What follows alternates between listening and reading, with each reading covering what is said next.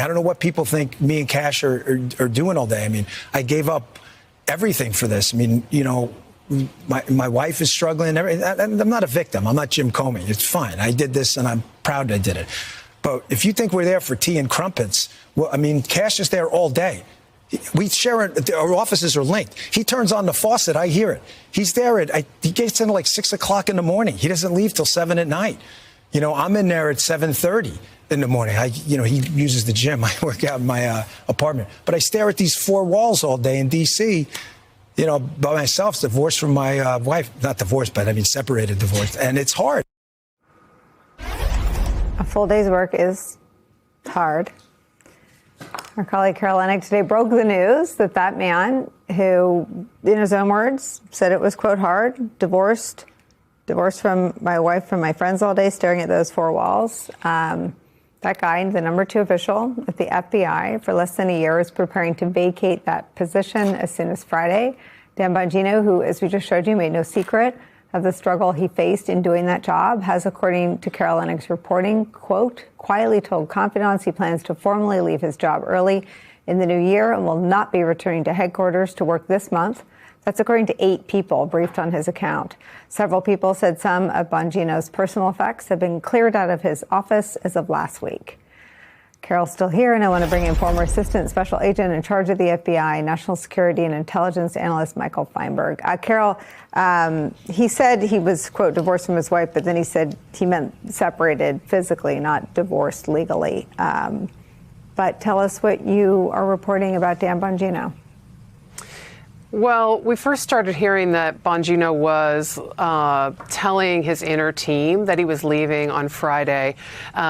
Initially, Mr. Bongino declined to really engage on the record about this. We kept doing more reporting, and as you see, we now have 8 sources saying that he told his inner team and some senior FBI supervisors that he's leaving.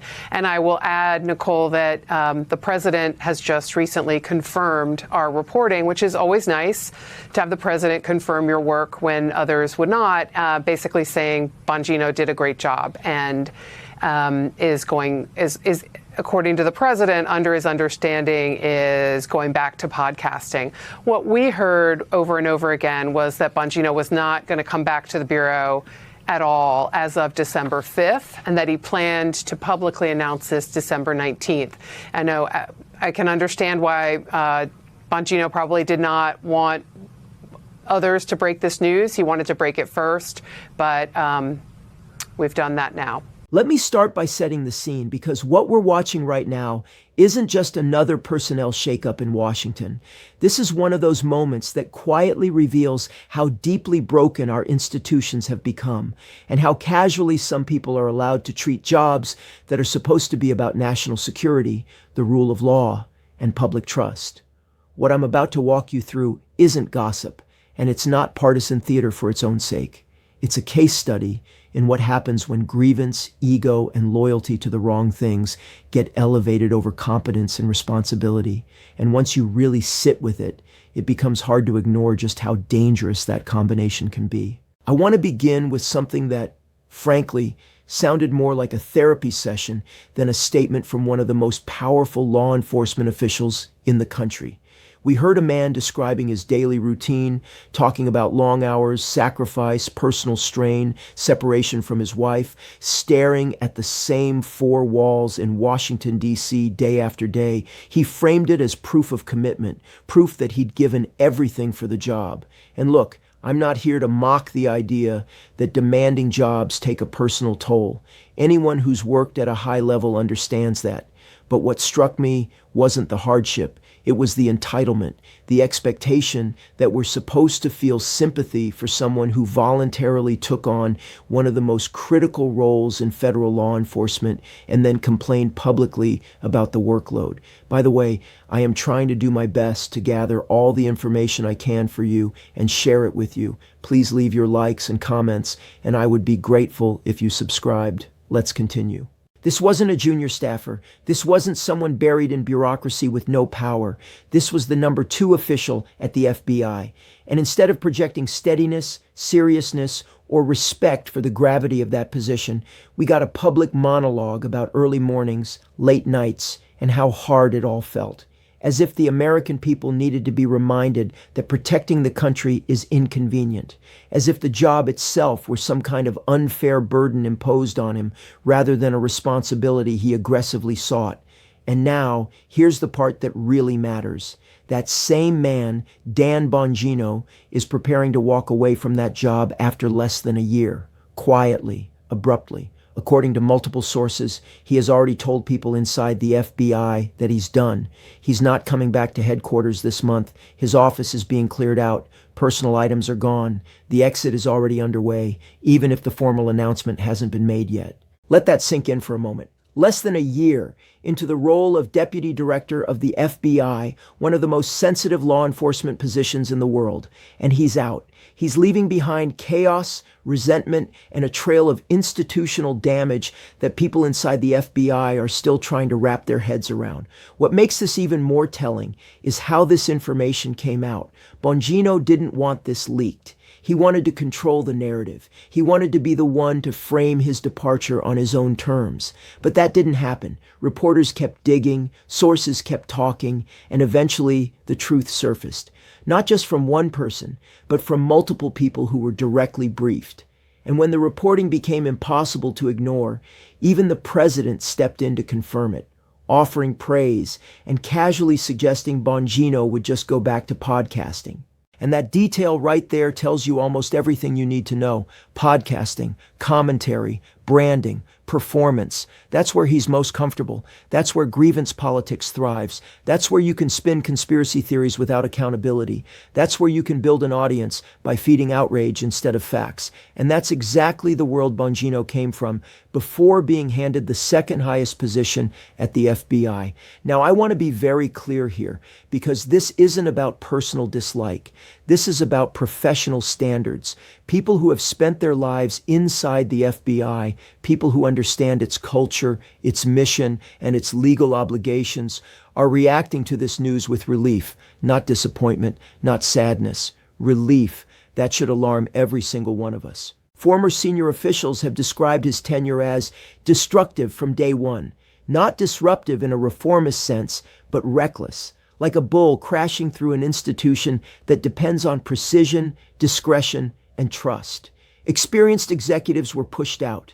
People with decades of counterterrorism experience, foreign intelligence expertise, and organized crime knowledge were sidelined or removed, not because they failed at their jobs, not because they broke the law, but because they were perceived as politically inconvenient. Think about that. Loyalty tests replacing competence, voting history replacing professional performance, personal ideology replacing the apolitical foundation of federal law enforcement. That's not reform. That's a purge. And this is where the danger really comes into focus. The FBI is not a cable news set. It's not a podcast studio. It doesn't exist to validate anyone's personal worldview. Its job is to protect the public, sometimes in ways we never see and never hear about.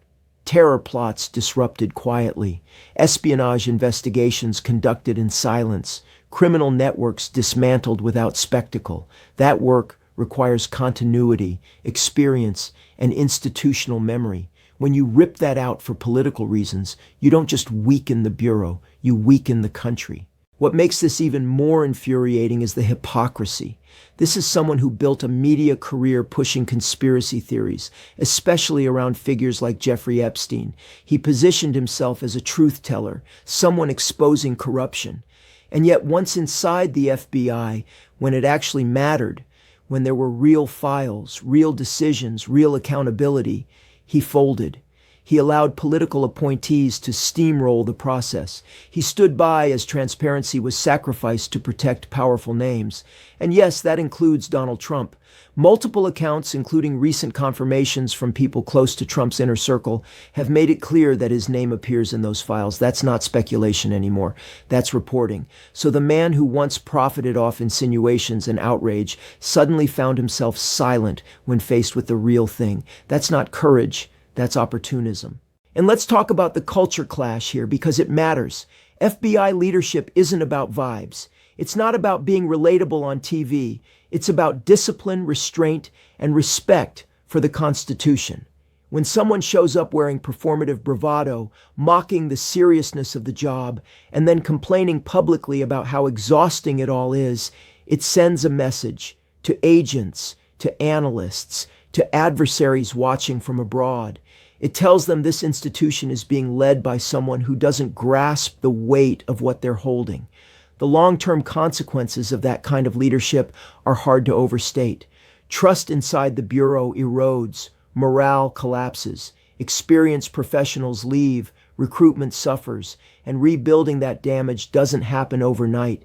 It takes years, sometimes decades, and that's assuming the political environment even allows for rebuilding in the first place.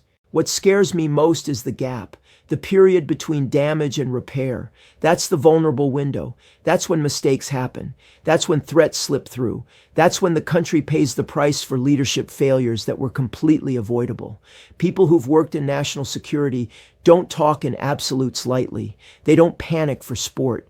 When they say the risk is real, it's because they understand how fragile these systems actually are. They know how much depends on quiet competence, and they know how quickly things can go wrong when ideology overrides professionalism. So yes, Dan Bongino is leaving, and yes, many people inside the FBI are breathing easier because of it.